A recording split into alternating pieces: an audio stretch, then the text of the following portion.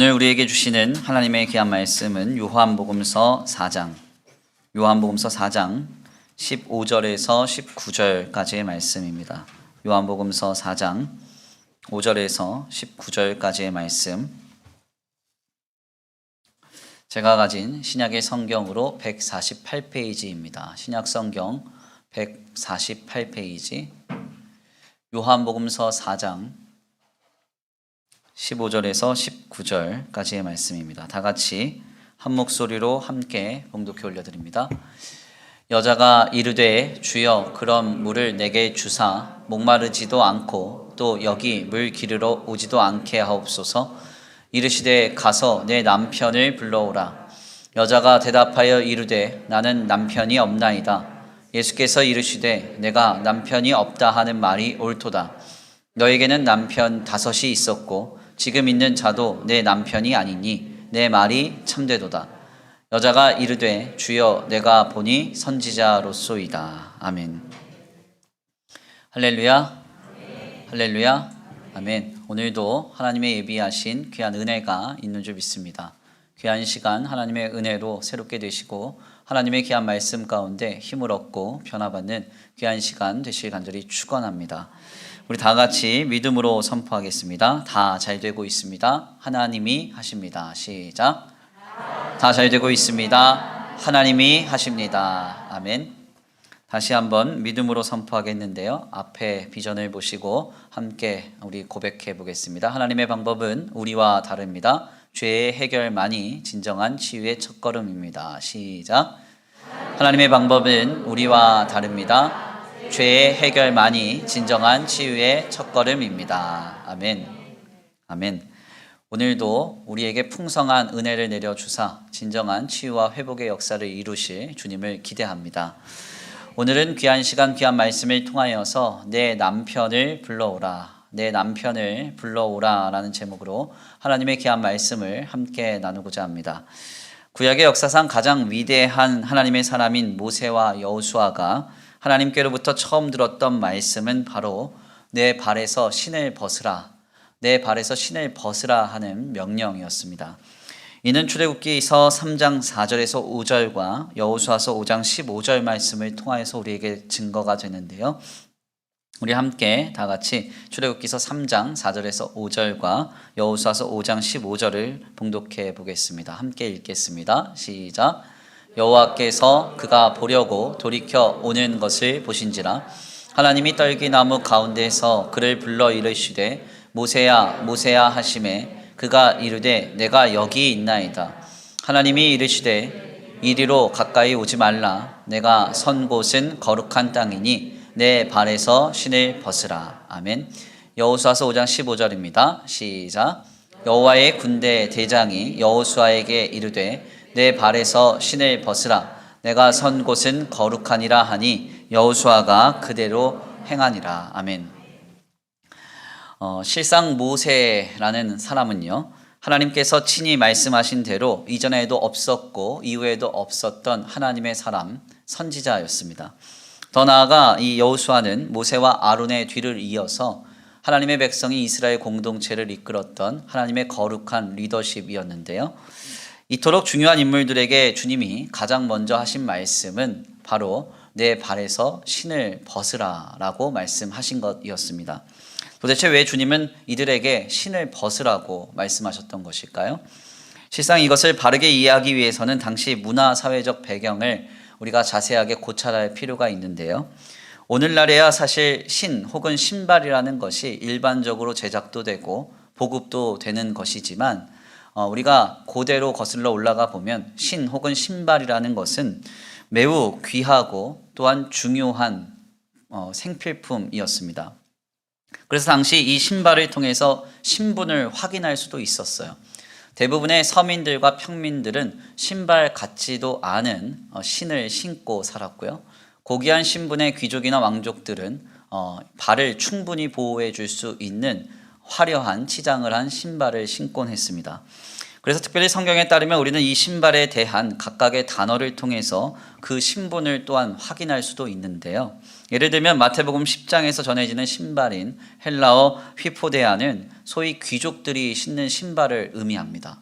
그리고 마가복음서 6장에서 전해지는 신발인 헬라어 산달리오는 오늘 우리가 흔히 사용하는 말 샌달의 어원으로서 바로 일반 서민들이 흔히 신었던 신발을 의미합니다. 그래서 마태복음서 10장과 그리고 마가복음서 6장의 말씀이 서로 좀 상충이 돼요. 왜냐하면 예수님이 제자들에게 말씀하시기를 신을 가지지 말라 이렇게 말씀하셨고, 마가복음서 6장 말씀에서는 신만 가지라 이렇게 말씀하시거든요. 그러면 중요한 점이 이것이 왜 같은 신발을 놓고 주님이 다른 말씀을 하시는가 오해하게 되는데, 다른 말씀이 아니라 같은 말씀입니다. 마태복음서 10장 말씀에서는 청빈하라라는 의미에서 소위 귀족들이 사용하고 또한 즐겨 신는 신발 휘포데아를 가지지 말라 이렇게 말씀하셨고요. 마가복음서 6장 말씀에서는 신발만 가지라, 즉 청빈하고 또 검소하라는 의미에서 이 산달리온이라고 하는 신발만 가지라고 말씀하신 것입니다. 실상 같은 우리말 신발을 가지고 주님께서 같은 말씀을 하실 때 마태복음서와 마가복음서는 서로 다른 표현으로 우리에게 그 내용을 전달하고 있는 것이죠. 그러니까 소위 신발이라고 하는 것은 고대 사회에 있어서 신분과 그가 가진 배경을 상징하는 일종의 상징물이었다는 것입니다. 이를 우리의 믿음의 이전 세대들이 살았던 2세기 전쯤으로 적용하여 이야기를 좀 해보면 마치 이것은 오늘 우리 믿음의 기성세대들이 경험했었던 집신이나 혹은 고무신 등과 같다고 할 수 있습니다. 1950여 년 당시에 이 고무신은 굉장히 귀한 것이었는데요. 대부분의 사람들은 방수와 단열이 전혀 되지 않는 집신보다 못한 것 혹은 집신 등을 신고 다녔기 때문에 고무신은 매우 값이 싸고 귀했습니다. 그래서 오죽하면 당시의 이승만 정권이 선거에서 이기기 위해 금권 선거의 일환으로 고무신을 나눠줬다는 기록이 남아있기도 해요. 무슨 말인가 하냐면 시대를 뒤로 거슬러 올라갈수록 신발이라고 하는 것은 어떤 개인의 신분과 배경을 나타내는 상징물이었다는 점입니다. 여기서 더 나아가 히브리 전통 문화에서는 법정에 들어갈 때에 법정의 권위에 복종한다는 의미에서 신분을 받는 피의자는 신을 벗고 법정에 들어가게 됩니다. 이것을 참고해 보면 하나님께서 왜 여호수아에게 그리고 모세에게 내 신발을 벗으라고 말씀하셨는지를 우리는 깨닫게 되죠. 주님이 모세와 여호수아에게 신을 벗으라고 하신 이유는 매우 간단합니다. 바로 그것은 그들이 가진 배경과 신분, 지식 모든 것을 다 내려놓고 무장해제하고 겸손히 있는 모습 그대로 하나님 앞에 나아오기를 기대하셨던 것입니다.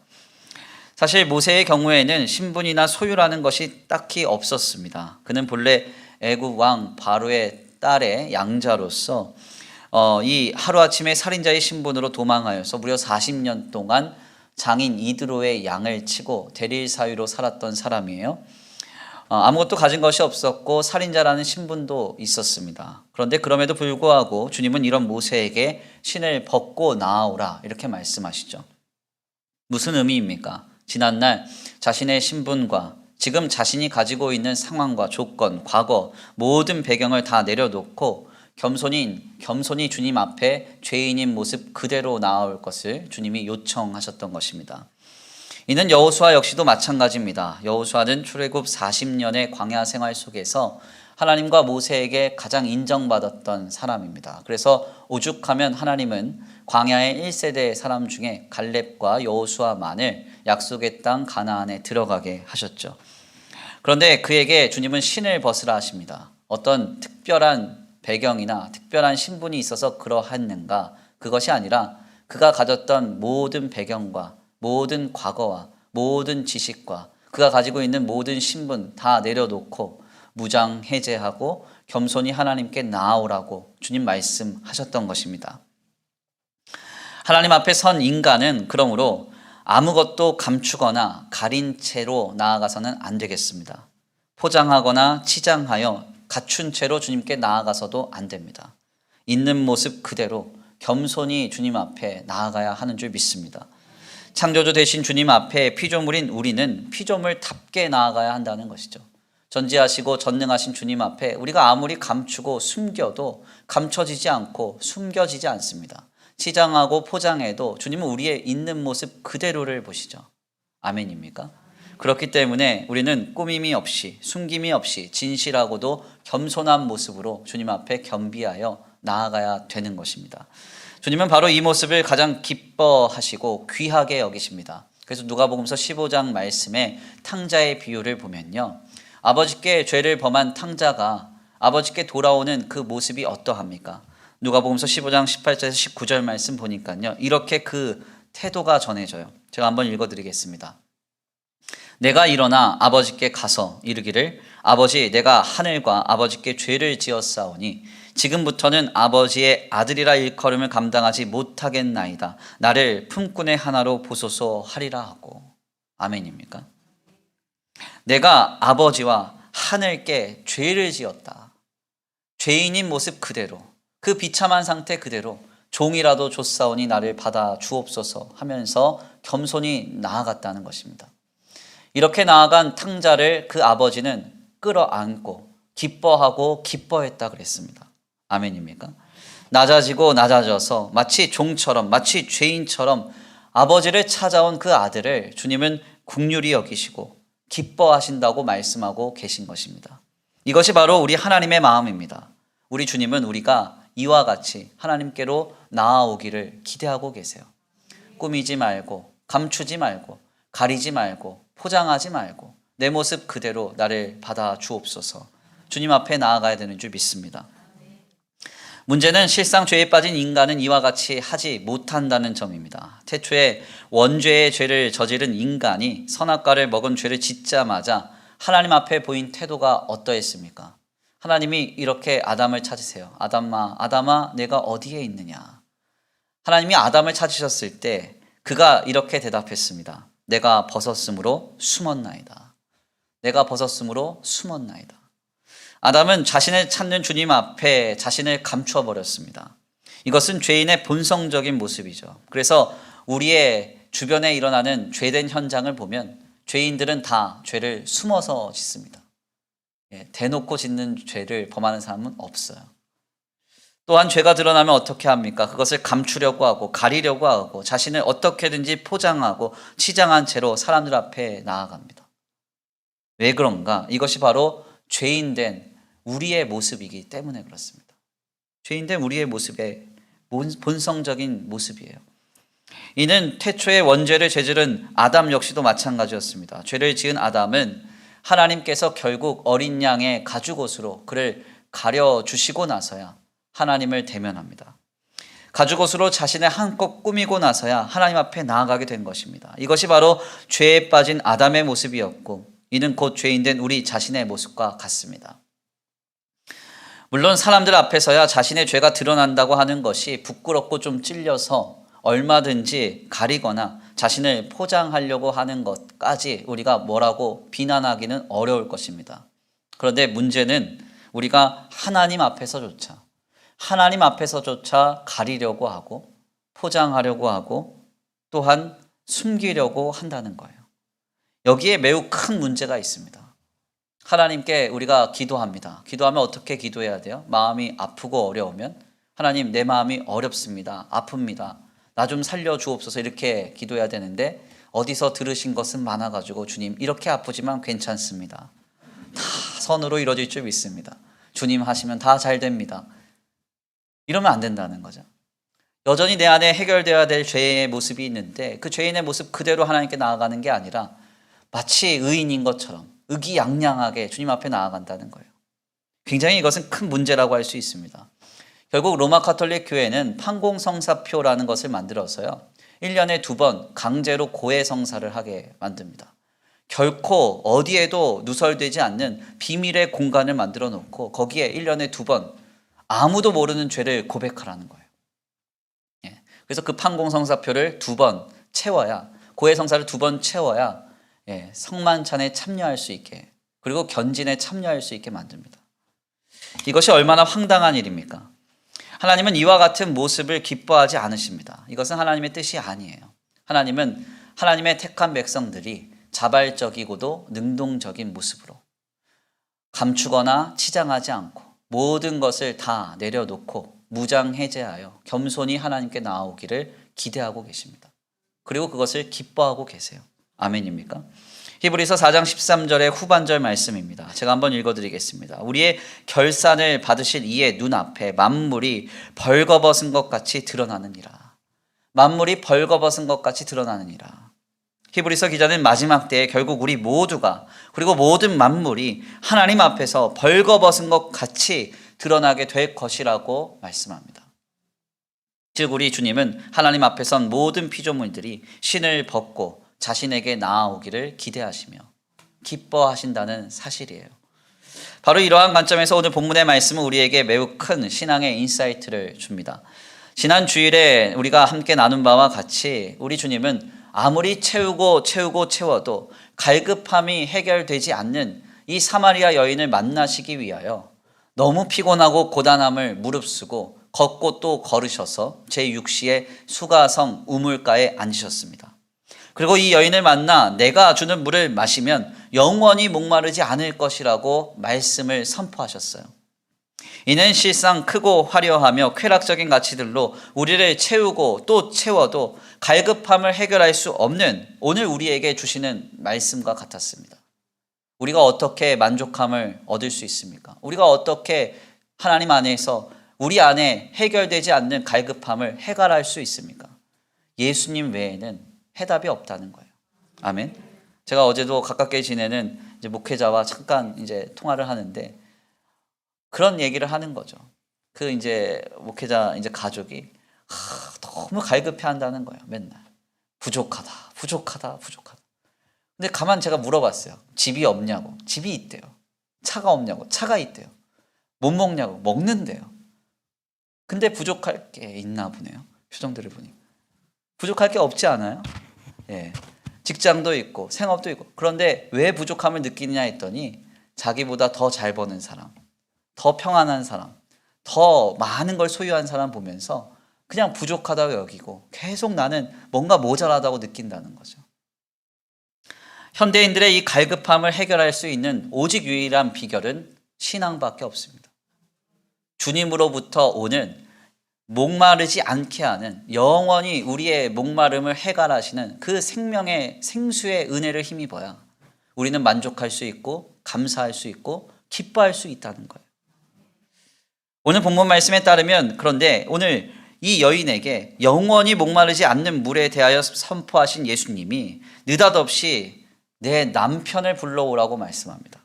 오늘 본 말씀 15절에서 16절인데요. 우리 함께 다 같이 봉독해 올려드립니다. 오늘 본문 말씀 15절에서 16절입니다. 함께 봉독합니다. 시작.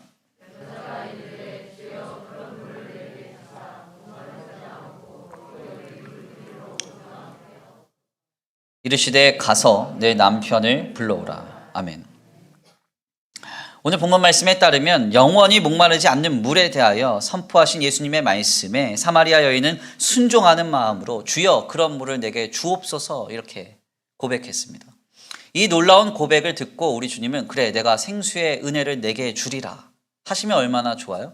근데 주님은 그렇게 하시지 않고 뭐라고 말씀하시냐면 느닷없이 내 남편을 불러오라. 내 남편을 불러오라 이렇게 말씀하세요. 실상 이는 사마리아 여인이 제6시의 우물가를 찾은 이유를 전제할 때 굉장히 황당한 요청이라고 할 수 있습니다. 오늘 본문 말씀에서 사마리아 여인은 왜 사람들이 오지 않는 제6시의 수가성 우물가를 찾았습니까? 왜 사람들이 아직도 깨지 않고 잠들어 있는 그 새벽에 꼭두 새벽에 일찍이 일어나 제6시 새벽 6시에 우물가를 찾았나요? 그 이유가 어디에 있어요? 간단하죠. 남편 때문이에요. 남편이 적어도 5명 혹은 6명 이상 되기 때문에 그녀는 사람들의 눈을 피하여서 새벽 미명의 시간에 우물가로 온 것이죠.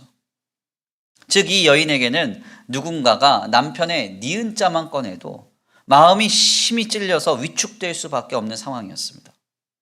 분명 주님은 이러한 이 사마리아 여인의 상태를 다 아셨어요. 그런데 그럼에도 불구하고 주님은 이 여인의 숨기고 싶은 그 문제를 그 주제를, 그 치부를 찌르시는 것입니다. 이는 마치 예수 그리스도로부터 나오는 영원히 목마르지 않는 샘물을 기대하는 이 여인을 공격적으로 몰아세우시는 것과 같았어요. 그러니 이것이 얼마나 황당한 요청입니까? 본문에 나타난 주님의 요청은 그래서 이해가 잘 되지 않는 거예요. 영원히 목마르지 않는 물을 주여 주옵소서 하면 그래 내가 주리라. 이제 이 물을 받아 마시라. 넌 영원히 목마르지 아니할 것이다. 말씀하시면 얼마나 좋아요? 아니면 그렇게 해주시면 얼마나 좋습니까? 그렇게 하시지도 않고 이 여인이 가장 숨기고 싶고 가장 감추고 싶은 그 문제를 주님이 드러내 보이시는 거죠. 남편을 불러오라. 남편을 불러오라. 이는 실상 세상 어느 학문과도 전혀 맞지 않습니다. 세상의 어느 상담학이나 정신의학에서요. 상담자를 찾아온 내담자가 죄의 문제로 자책할 때 그 죄를 찌르고 정죄하는 상담가가 어디에 있어요?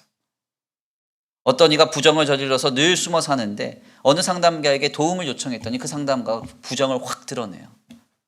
꺼내놓고 확 찔러버려요. 그럼 다시는 거기 안 가죠.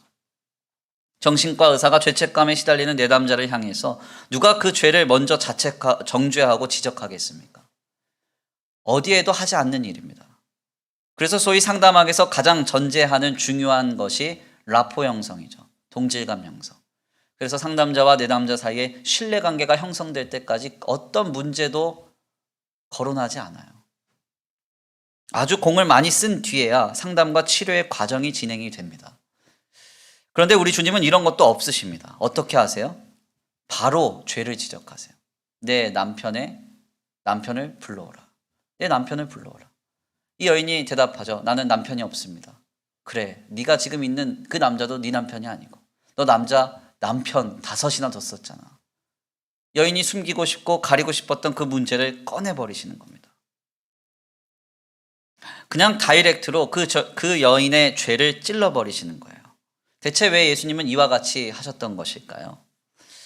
우리는 바로 여기에서 우리 하나님이 역사하시는 놀라운 치유와 회복의 역사의 과정 속에 하나님이 하시는 그 놀라운 일에 대한 신앙의 교훈 2가지를 얻게 됩니다.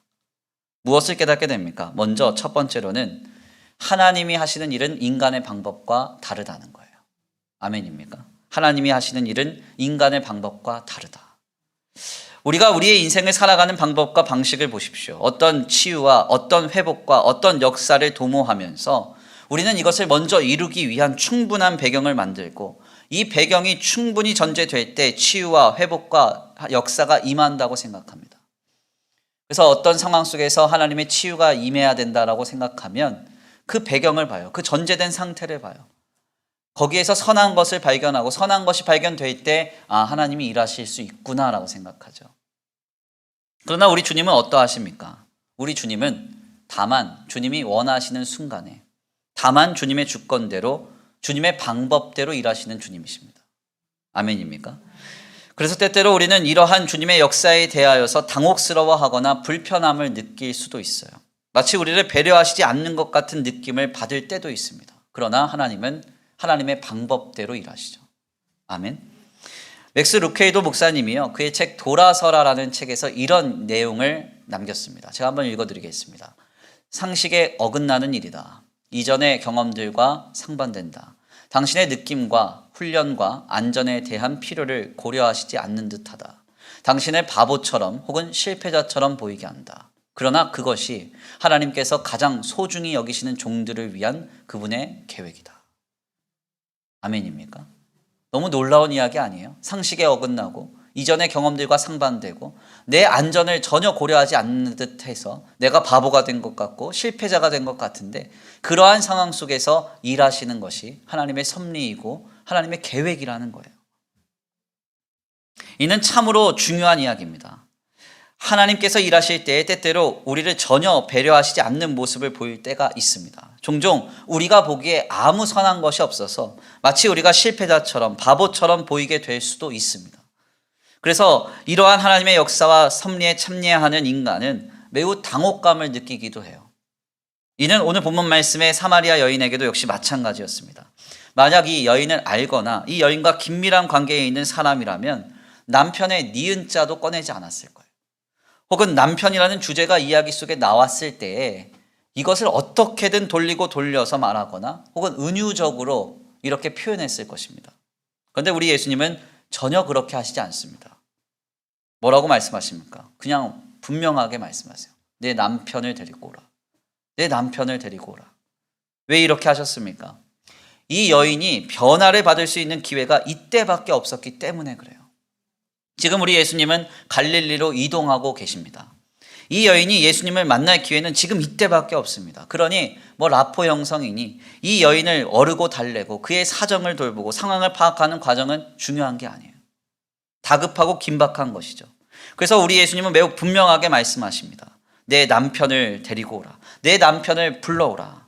이 여인이 숨기고 싶고 감추고 싶은 그 모든 치부를 드러내어 찌르시는 것입니다. 이렇게 해야만 이 여인이 주님이 계신 이때에만 변화를 받을 수 있기 때문에 주님이 이와 같이 방법을 택하시는 거예요. 우리 하나님께서 하시는 일은 이와 같습니다. 우리는 늘 하나님의 역사와 회복을 생각할 때 무엇인가 전제된 단계와 과정이 필요하다 여길 때가 많지만 주님의 때와 주님의 방법과 주님의 역사는 우리의 생각과 우리의 방법과 우리의 역사와는 너무 다릅니다. 하나님은 종종 우리를 다급하게 몰아세우시고 우리에게 긴박하게 역사하십니다. 그러나 중요한 점은요, 모든 것을 다 알고 계신 하나님께서 감당하시는 그 하나님의 방법과 하나님의 때와 하나님의 역사가 가장 적절하고도 바르다는 것을 주님의 성도는 믿어야 한다는 거예요. 내가 보기에는 당장 꽃 피워야 될 것 같아요. 그런데 하나님께서 꽃이 피지 않게 하시면 다 이유가 있다고 믿어야 돼요. 내가 원치 않는 순간에 어떤 일이 벌어질 때에도 마찬가지예요. 하나님께서 원하시는 때와 하나님께서 원하시는 방법과 하나님의 역사로 가장 선한 것을 이루실 것이라는 사실을 우리는 믿어야 하는 것입니다. 이것이 바로 오늘 주님을 향한 우리의 신앙이에요. 인문학자이자 작가이신 김용규 씨가 쓴 생각의 시대라는 책이 있습니다. 이 생각의 시대라는 책의 서두를 보면 굉장히 흥미로운 내용 하나가 전해져요. 아브라함이 본래 거하던 갈대아 우르에 대한 이야기인데요. 보통의 역사학자들은 그간 아브라함이 하나님의 명령을 듣고 비옥한 초승달 지대라고 하는 문명화된 지대를 따라서 이동하여서 가나안으로 그가 옮겨왔다고 추측을 했습니다. 그러니까 즉 우르라는 도시는 발전되지 않았던 도시였는데 아브라함이 하나님께 소명을 받아서 비옥한 초승달 지대를 지나서 하나하나 걷다 보니 더 좋은 젖과 꿀이 흐르는 가나안 땅에 이르게 되었다고 이 내용을 해석하는 거예요. 그런데 실상 김용규 씨는 이것을 완전히 반박합니다. 그는 영국의 고고학자인 찰스 레너드 울리가 쓴 우르 발굴기라는 책을 인용하는데요. 이 책에 따르면 사실 아브라함의 고향인 우르는 엄청나게 문명화되고 발전된 도시였어요. 지금 띄워드린 저 그림이 잘 보이진 않는데 하나가 이제 우르라는 시의 조감도입니다.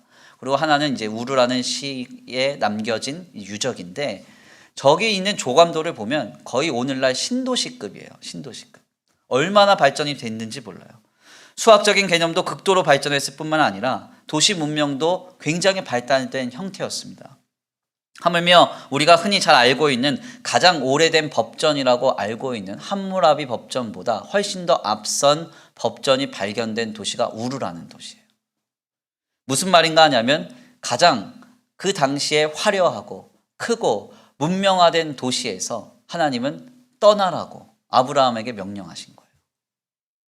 이는 마치 우리가 선진국에 살다가 하나님의 명령에 따라 눈에 보이지도 않는 개도국으로 옮겨가야 하는 상황과 같은 것입니다. 네, 여기 있는 김 목사에게 하나님이 갑자기 예배 중에 감동하시길, 야, 수원을 떠나 라오스로 가라, 뭐 이런 거랑 똑같은 거예요. 네. 그러면 제가 가면 어떻게 할까요? 갈까 말까 고민할까요?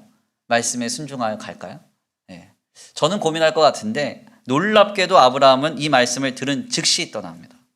그의 아내 사라와 상의하거나 번민하고 고민한 흔적이 없어요. 그는 하나님의 말씀을 들었고 즉시 떠납니다. 이것이 어떻게 가능한가? 간단해요. 아브라함이 하나님을 믿었기 때문입니다. 하나님을 믿었기 때문에. 하나님의 방법을 믿었기 때문에 그래요. 하나님의 섭리와 계획을 믿었기 때문에 그래요. 히브리서 11장 8절입니다. 믿음으로 아브라함은 부르심을 받았을 때에 순종하여 장래의 유업으로 받을 땅에 나아갈새 갈 바를 알지 못하고 나아갔으며. 갈 바를 알지 못하고 나아갔대요. 왜요? 하나님의 방법을 믿었기 때문에. 하나님이 하실 일을 믿었기 때문에. 그렇습니다. 우리는 한 가지를 분명히 믿어야 돼요. 하나님의 방법은 우리와 다릅니다. 사마리아 여인을 어르고 달래고 그를 파악하고 나서 그를 치유하고 고치신 것이 아니라 주님은 즉시 그 여인의 죄를 찌르고 드러나게 하셔서 그녀를 치유하십니다. 우르보다 못한 땅을 걷게 하셔서 아브라함을 가나안으로 옮기시기도 하세요. 상식에 어긋나고 이전의 경험들과 상반되며 우리의 느낌과 훈련과 안전에 대한 필요를 전혀 고려하시지 않는 듯하게 주님이 역사하시곤 합니다. 그러나 이것이 때때로 하나님의 방법이고 가장 적절한 때에 가장 적절한 방법으로 역사하시는 주님의 사역이라는 사실을 우리는 분명히 믿어야 합니다. 오늘 본문 말씀을 통해서 두 번째로 우리가 얻을 수 있는 신앙의 교훈은요, 죄의 해결만이 진정한 치유와 회복의 첫걸음이라는 사실입니다. 예수님께서 갈릴리로 자리를 옮기시는 과정 속에서 긴급히 사마리아 여인의 문제를 치유하실 때 주님이 가장 먼저 하셨던 일은 바로 그녀의 죄를 들추어내시는 일이었습니다. 아무도 모르게 감추고 감추어서 홀로만 알고 있고 홀로만 씨름하고 있었던 그 문제를 우리 예수님은 자신 앞에 완전히 드러내게 하셨어요. 왜 이렇게 하셨습니까? 치유와 회복이라는 것은요, 죄가 해결될 때만 시작되기 때문에 그렇습니다. 죄의 해결만이 진정한 치유와 회복의 첫걸음이라는 거예요. 살이 썩어져 문드러져 있을 때 아무리 거기에다가 뭔가를 덧대고 어르고 달래서 무엇합니까? 썩게 하는 바이러스의 근원을 뽑아내야죠. 아멘입니까? 이는 우리의 죄 역시도 마찬가지입니다. 죄가 여전히 자리를 잡고 있을 때 인간은 아무리 애를 쓰고 노력을 해도 똑같은 죄와 악에 넘어지고 쓰러질 수밖에 없습니다.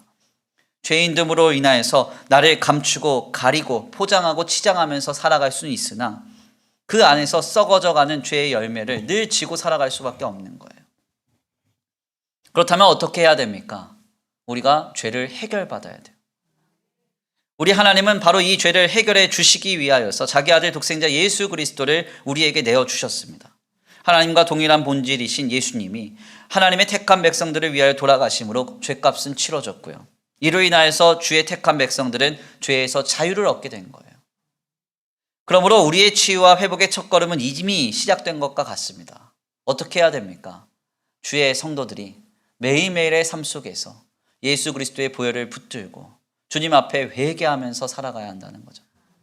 하나님, 내 삶에 무언가가 치유돼야 되겠습니다. 회복돼야 되겠습니다. 하나님의 역사가 필요합니다 한다면 날마다 순간마다 그리스도의 보혈의 능력으로 자신을 새롭게 하고 자신을 닦아내고 그 능력 앞에 하나님 앞에 겸손히 나아가 참회하며 회개하는 인생을 살아갈 때 하나님께서 이루시는 놀라운 치유와 회복의 역사가 우리에게 영위되기 시작하는 것입니다. 우리는 바로 이 놀라운 역사의 예표를 예수님과 사마리아의 여인의 대담 속에서 확인합니다. 사마리아 여인은 매우 분명하게 예수님께 요청하죠. 영원히 목마르지 않는 물을 주옵소서. 물을 주옵소서. 영원히 목마르지 않는 물을 주옵소서 했습니다. 그런데 예수님이 뭐라고 말씀하세요? 내 남편을 불러오라. 네 죄를 해결받으라는 거예요. 네 죄를 해결받을 때 회복과 치유의 역사가 일어난다고 주님 선포하시는 것입니다. 이것이 바로 하나님의 방법이었고 하나님의 역사였습니다. 우리는 이것을 믿어야 하는 것입니다. 오늘 이 주일 아침에 우리는 예수님과 사마리아 여인의 만남을 목도하며 오늘 우리를 향한 주님의 역사를 발견합니다. 우리는 지금 코로나19의 문제로 인해서 고단한 날들을 1년여간 지내고 있습니다. 얼마나 어려우십니까? 얼마나 힘드세요? 이러한 상황 속에서 때때로 어떤 분들은 하나님은 지금 뭐하고 계시나 하고 마음이 어려우실 수 있고요. 또한 어떤 분들은 하나님은 이렇게 저렇게 역사하셔야 된다고 답답해 하실 수도 있으실 것입니다. 그러나 우리는 이때 두 가지를 알아야 됩니다. 먼저 하나님의 방법은요, 우리의 방법과 다르다는 거예요. 아멘. 하나님의 방법은 우리의 방법과 다르다는 거예요. 그리고 하나님은 지금 치유와 회복을 이루시기 위해 우리의 죄를 먼저 해결하고 계신다는 사실, 이것을 우리는 믿어야 합니다. 이를 코로나 시국을 살아가는 오늘 우리의 인생으로 적용하면 새롭게 다가와요. 코로나 시국을 지내면서 우리는 우리 안에 자리를 잡고 있는 죄를 너무나 명백하게 발견합니다. 그렇지 않으세요? 죄송한 이야기지만 코로나 시국이 고작 1년 지났습니다. 네. 일제강점기 시절에 우리 믿음의 참된 성도들은 35년 동안 신앙을 지켜냈어요. 그들은 타협하지 않았고 넘어지지 않았고 신앙의 회의 따위 없었습니다. 그런데 우리는 지금 1년 됐거든요. 그런데 시험 들고 타협하고 회의도 들고 그래요. 이게 어찌 된 일입니까? 깨닫는 거죠. 우리 안에 있는 죄가 있었구나. 타협하고 물러서면서 그리고 낙심하고 마음이 염려가 되면서 우리는 우리 안에 있는 죄를 발견합니다. 더 나아가 코로나 시국이 연속되면서 한국 교회와 성도들 안에 자리 잡고 있는 신앙의 미성숙함과 왜곡되고 변질된 신앙이 너무나 많이 발견되고 있어요. 결국 우리는 이 시기를 지내면서 우리의 죄를 확실히 밝히 드러내어 보이시는 주님의 역사를 보게 됩니다. 네, 그걸 볼 때 수치스럽죠. 사마리아 여인의 감정을 느끼지 않으세요? 정말 부끄럽죠. 처참하죠. 그렇지만 드러나면서 회복과 치유는 일어나고 있어요. 하나님 안에서 우리의 죄가 확실하게 밝히 드러내어 보여질 때 주님은 그 놀라운 신묘한 섭리로 그것을 덮으사 우리를 치유하시고 회복시켜 가고 계십니다. 그래서 저는 매우 분명하게 확신해요. 코로나 시기가 지나고 나면 건전한 교회와 건전한 성도, 건전한 신앙은 더욱 빛을 발하게 될 것입니다. 겉으로는 너무나 고단하고 어려운 시기로만 보이지만 마치 큰 태풍이 불어서 바다의 깊은 물과 바다의 낮은 물이 함께 뒤섞여 정화작용이 일어나듯이 주님은 이 거친 세태의 바람 속에서 건전한 영적인 자정작용을 이루고 계심을 믿습니다. 하나님의 방법은 우리의 방법과 다릅니다. 그리고 하나님은 우리의 죄를 해결하사 우리의 치유와 회복을 진정으로 이루시는 줄 믿습니다. 이사야서의 증언입니다. 우리 함께 읽어볼까요? 이사야서 55장 6절에서 9절입니다. 함께 봉독합니다. 시작.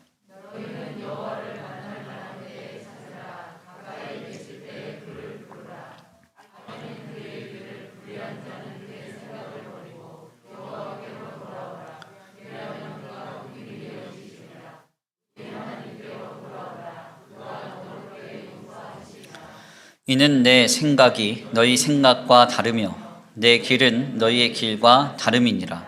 여호와의 말씀이니라. 이는 하늘이 땅보다 높음같이 내 길은 너희의 길보다 높으며 내 생각은 너희의 생각보다 높음이니라. 아멘. 아멘입니까? 주님이 지금 무슨 말씀하고 계세요? 하나님의 방법은 우리의 방법과 다르대요. 내 생각은 너희의 생각과 다르며 내 길은 너희의 길과 다름이니라. 아멘. 하늘이 땅보다 높음같이 내 길은 너희의 길보다 높으며 내 생각은 너희의 생각보다 높음이니라. 하나님의 방법은 우리의 방법과 다르시대요. 그리고 이 놀라운 하나님의 역사는 어떻게 임합니까? 7절 말씀 보니까 악인은 그의 길을 불의한 자는 그의 생각을 버리고 여호와께 돌아오라. 그리하면 그가 긍휼히 여기시리라. 그가 너를 너그럽게 용서하리라. 아멘. 하나님의 역사를 이룰 때 해결받아야 하는 죄의 문제, 이 죄의 문제의 해결이 놀라운 치유와 회복의 첫 단추임을 우리는 다시 한번 깨닫게 되는 것입니다. 그러므로 주께서 모든 죄를 밝히 드러내어 보이시고 해결하사 진정으로 치유하시고 회복하실 때까지 끝까지 하나님의 방법을 신뢰하며 믿음으로 주님만을 바랄 수 있는 저와 우리 성도들 모두가 되시길 간절히 축원합니다. 귀한 말씀의 결론을 맺겠습니다. 우리는 오늘 본문의 말씀을 통하여서 영원히 목마르지 않는 생수를 구하는 사마리아 여인에게 내 남편을 불러오라 하시는 주님의 음성을 듣습니다. 예수님은 황당하게도 사마리아 여인이 감추고 싶고 숨기고 싶었던 죄의 문제를 밝히 드러내 보이십니다. 그리고 이 일을 하심에 있어서 주님은 이 여인을 전혀 배려하시지 않는 듯하게 보였습니다. 그러나 중요한 점은 이것이 하나님의 방법이었고 이것이 죄를 해결하여 진정한 치유와 회복에 이르게 하시는 가장 빠른 길이었습니다. 그렇습니다. 하나님의 방법은 우리의 방법과 다릅니다. 그리고 진정한 치유와 회복은 죄의 해결로부터 시작됩니다. 사마리아 여인을 치유하시고 회복하시는 예수님의 사역은 오늘 우리를 향한 주님의 사역과도 동일합니다. 때때로 상식과 맞지 않는 것 같고 나를 배려하시지 않는 것 같을 수 있습니다. 종종 바보가 된 것 같고 실패자가 된 것 같은 나를 전혀 배려하시지 않는 삶의 현장 속에서 우리는 하나님을 오해하거나 하나님의 역사를 착각할 수도 있습니다. 그러나 결코 주님을 향한 믿음을 잃지 마십시오. 주님을 향한 믿음을 잃지 마십시오. 하나님은 하나님의 방법대로 일하고 계십니다. 그리고 우리의 죄를 해결하셔서 진정한 치유와 회복에 이르게 하실 줄 믿습니다. 그 놀라운 역사가 우리에게 임할 때까지 끝까지 오직 하나님만을 신앙할 수 있는 저와 우리 성도들 주의 몸된 교회가 되기를 간절히 축원합니다. 우리 다 같이 귀한 말씀 붙들고 함께 기도 올려드리겠습니다. 찬양으로 결단하겠는데요. 찬양의 가사를 생각하시면서 함께 고백하겠습니다. 하나님, 그렇습니다. 지금 주께 나아가오니 나의 삶을 보듬어 주시고 하나님의 방법대로 일하고 계시는 주님을 만나게 하여 주옵소서. 지금 우리의 눈과 우리의 귀와 우리의 감각으로는 하나님의 역사가 전혀 보이지 않는 시대 가운데 살아갈지 모르나 그렇지 않습니다. 하나님은 하나님 방법대로 일하고 계시며 죄를 도말하사 진정한 회복과 치유로 나아가게 하신 줄 믿습니다. 지금 그 놀라운 역사를 소망하시면서 기대하시면서 찬양으로 결단하시고 말씀 붙들고 기도하겠습니다. 은혜로 날 보듬으시고 사랑으로 품어주셔도 내 마음 한 자락도 지키지 못하는 이 모습 부끄럽습니다. 따스한 곁을 내어주신 주님 앞에 나아갑니다. 표현 못할 긍휼로 나를 붙드시는 주 이름만 바라봅니다. 다시 한번 고백합니다. 은혜로 날 보듬으시고 사랑으로 품어주셔도 내 마음 한 자락도 지키지 못하는 이 모습 부끄럽습니다. 따스한 곁을 내어주신 주님 앞에 나아갑니다. 표현 못할 긍휼로 나를 붙드시는 주 이름만 바라봅니다. 매일 마주한 슬픔을 견뎌나가며 주 예수의 마음을 닮아가네. 두려운 걸음마다 주가 동행하니 주시하며 오늘을 건네 주의 신실한 소망을 깊이 담으며 주 예수의 풍요를 채워가네. 하나님의 자녀로 명예 지켜가며 깊어진 삶을 주께 드리네. 다시 한번 고백합니다. 은혜로 날 보듬으시고 사랑으로 품어주셔도 내 마음 한 자락도 지키지 못하는 이 모습 부끄럽습니다. 따스한 곁을 내어주신 주님 앞에 나아갑니다. 주님 앞에 나아갑니다. 표현 못할 긍휼로 나를 붙드시는 주 이름만 마주한 슬픔을 견디며 매일 마주한 슬픔을 견뎌나가며 주 예수의 마음을 닮아가네. 두려운 걸음마다 주가 동행하니 주지하며 오늘을 걷네. 매일 마주한 매일 신실한 소망을 깊이 담으며 주 예수의 풍요를 채워가네. 하나님의 자녀로 하나님의 자녀로 명예 지켜가며 깊어진 삶을 주께 드리네. 매일 마주한 슬픔을 견뎌나가며 매일 마주한 슬픔을 견뎌나가며 주 예수의 마음을 닮아가네. 두려운 걸음마다 주가 동행하니 주지하며 오늘을 걷네. 아멘 아멘. 매일 신실한 소망을 깊이 담으며 주님이 나를 풍요케 하십니다. 풍요를 채워가네. 하나님의 자녀로 명예 지켜가며 깊어진 삶을 주께. 마지막으로 고백합니다. 매일 마주한 슬픔을 견뎌나가며 매일 마주한 슬픔을 견뎌나가며 주 예수의 마음을 닮아가네.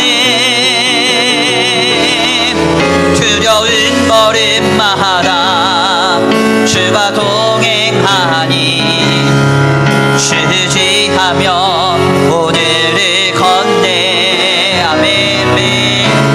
매일 진실한 소망을 깊이 담으며 주 예수의 풍요를 채워가네. 하나님의 자녀로 명예 지켜가며 깊어진 삶을 주께 드리네. 아멘. 우리 이 시간 함께 기도하기 원합니다. 우리 주님 본문의 말씀을 통하여 우리를 도전하십니다. 너는 하나님의 방법을 믿으라. 하나님의 방법을 믿으라. 세상이 무엇이라고 하든지 사람이 무엇이라고 하든지 물질적인 가치와 세속적인 가치로 어떻게 평가되고 판단되든지 간에 하나님의 방법을 믿으라 말씀하십니다. 하나님께서 주님의 신묘한 섭리와 계획 가운데 우리를 이끌어 가셔서 죄를 해결하시고 영원한 치유와 진정한 회복을 이루실 줄 믿습니다. 그 놀라운 역사를 소망하고 기대하시면서 우리 다 같이 주여 한번 부르시고 말씀 붙들고 결단하며 기도하겠습니다. 주여 한번 부르시고 기도합니다. 주여! 사랑과 은혜가 많으신 하나님 감사합니다. 오늘 귀한 시간 귀한 자리로 주님 앞에 나와 하나님의 귀한 말씀 상복해 하시니 감사합니다. 하나님, 왜 사마리아 여인이 그토록 감추고 싶고 가리고 싶었던 숨기고 싶었던 그 문제를 거론하시고 그녀의 죄를 끄집어내십니까? 하나님 아버지, 이 여인을 치유하시고 이 여인을 회복시키시기 위하여 하나님께서 놀랍도록 일하신 줄 믿습니다. 그렇습니다. 하나님의 방법은 이와 같습니다. 하나님의 방법은 아버지, 하나님의 방법은 우리의 방법과 같지 않습니다. 하나님께서 죄의 문제를 해결하셔서 모든 진정한 치유와 회복으로 아버지 그의 삶을 세워가실 줄 믿습니다. 지금 그 역사를 기대합니다. 그 역사를 소망합니다. 코로나19를 살아내면서 우리 안에 있는 죄를 발견합니다. 아버지, 우리 주님의 교회들 가운데 있는 죄를 발견합니다. 우리 연약하고 미성숙했던 신앙을 발견합니다. 하나님, 이때에 우리가 더 주께 신실히 나아가고 거룩히 나아가며 아버지 진실히 나아가오니 주님 역사하시고 아버지 인도하여 주옵소서. 함께하여 주옵소서. 역사하여 주옵소서. 인도하여 주옵소서. 함께하여 역사하여 주옵소서. 지금 우리에게 역사하실 주님을 기대합니다. 하나님 함께하실 주님을 기대합니다. 인도하실 주님을 기대합니다. 하나님 도우시고 역사하여 주옵소서. 함께하여 주옵소서. 주님 하나님의 방법을 신뢰하게 하시고 세상이 무엇이라고 하든지 사람이 무엇이라고 하든지 오직 하나님 앞에 겸손히 서서 주님이 일하실 때까지 주님만을 믿고 바라며 회개하면서 우리 삶을 세워갈 수 있도록 주님 역사하여 주시고 인도하여 주시옵소서. 함께 하실 줄 믿습니다. 인도하실 줄 믿습니다. 역사하실 줄 믿습니다. 지금 우리의 마음과 우리의 생각과 우리의 중심을 붙들어 주시옵시고 신앙의 퇴보나 신앙의 나무나 신앙의 물러섬이 없도록 주님 붙드시고 인도하여 주시옵소서. 도시주 믿고 감사함을 올려드립니다. 함께 하실 줄 믿습니다. 분명 우리와 함께 하실 주님을 기대합니다. 인도하실 주님을 기대합니다. 매일 마주한 슬픔을 견뎌나가며 주 예수의 마음을 닮아가네. 두려운 걸음마다 주가 동행하니 주지하며 오늘을 건네. 주의 신실한 소망을 깊이 담으며 주 예수의 풍요를 채워가네. 하나님의 자녀로 명예 지켜가며 깊어진 삶을 주께 드리네. 매일 마주한 슬픔을 견뎌나가며 주 예수의 마음을 닮아가네. 두려운 걸음마다 주가 동행하니 주지하며 오늘을 건네. 주의 신실한 소망을 깊이 담으며 주 예수의 풍요를 채워가네. 하나님의 자녀로 명예 지켜가며 깊어진 삶을 주께 드리네.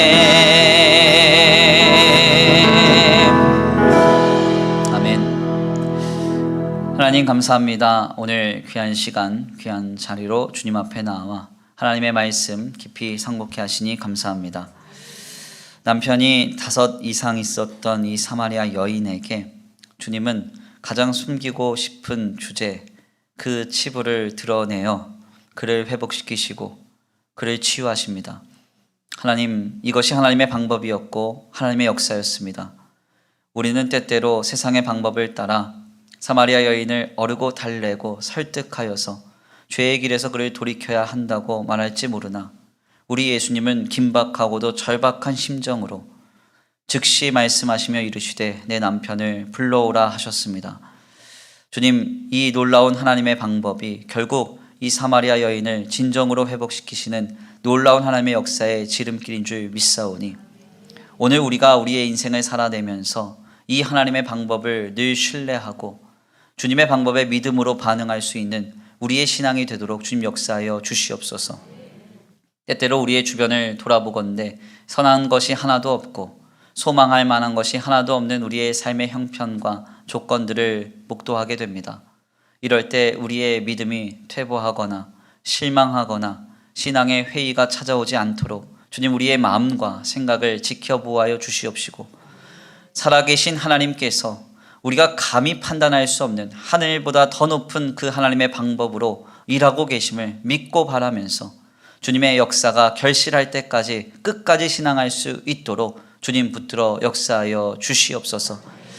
아버지, 공고한 나날들 속에서 예배하러 발걸음을 옮긴 우리 성도들과 각 처소에서 예배하는 우리 성도들 모두에게 합당한 은혜를 내려 주시옵시고 주님께서 풍성한 은혜와 사랑으로 이들의 삶에 놀라운 자비 가운데 역사하여 주시옵시되 어디에 있든지 주님께서 눈과 같이 보호하여 주시옵시고 세상과 사람에게 영향받지 아니하고 하나님께서 공급하시는 놀라운 복과 은혜와 공급이 더하여지는 거룩한 삶을 살아내게 하여 주시옵소서.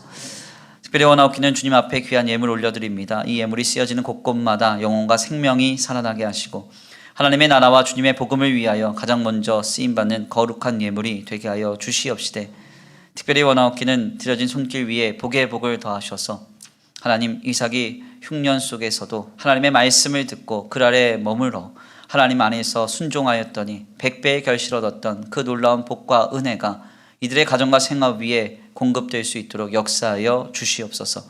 도우실 줄 믿고 감사함을 올려드리오며 사랑과 은혜가 많으신 우리 구 주 예수 그리스도의 이름으로 감사하며 기도 올려드립니다. 아멘.